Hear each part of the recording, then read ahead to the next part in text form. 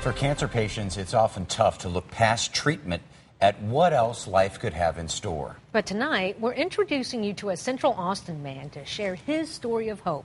Not only is there a future after chemo, but also fatherhood. Fox 7's Loriana Hernandez has our story.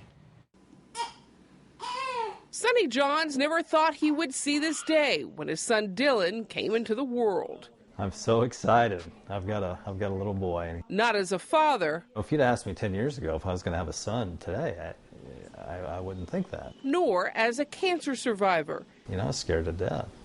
I didn't know how much time I had left.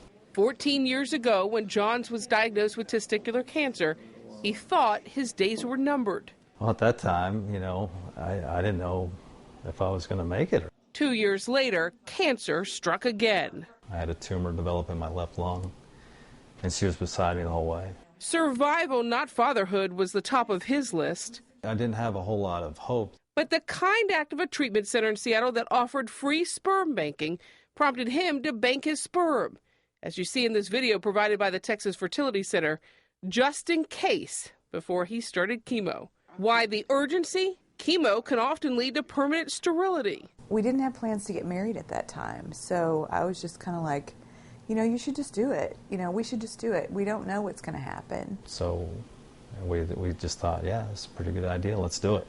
It wasn't really a planned thing at that time. Sonny's fertility doctor, Kaylen Silverberg, with the Texas Fertility Center, provided this video to Fox and says that these cases are becoming more and more common. There's become this real need for fertility treatment.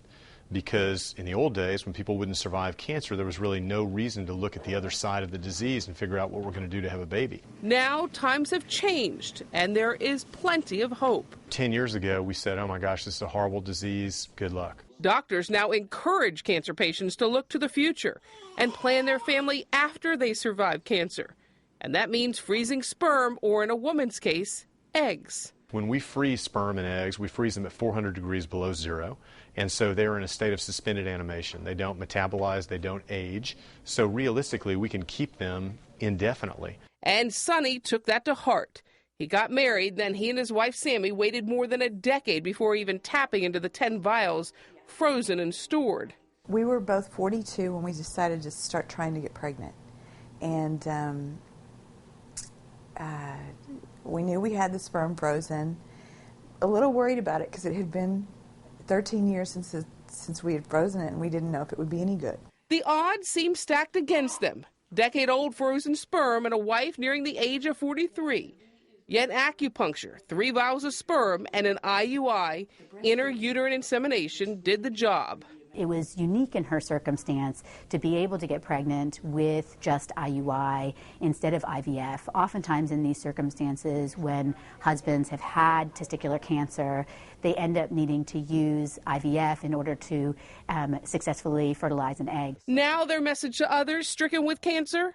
Just take advantage of all those resources around you and do your research. Sonny says his story should give others hope and encouragement. I feel great, back in good health, clean bill of health from the doctor.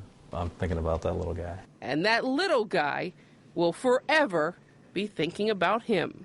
Loriana Hernandez, Fox 7 News Edge. He is so cute. Congratulations to Sammy and Sonny. Texas Fertility Center does not offer free sperm banking, but they do offer a reduced rate going through Livestrong. The cost for the first specimen through the Sharing Hope program is $240. The second is $176.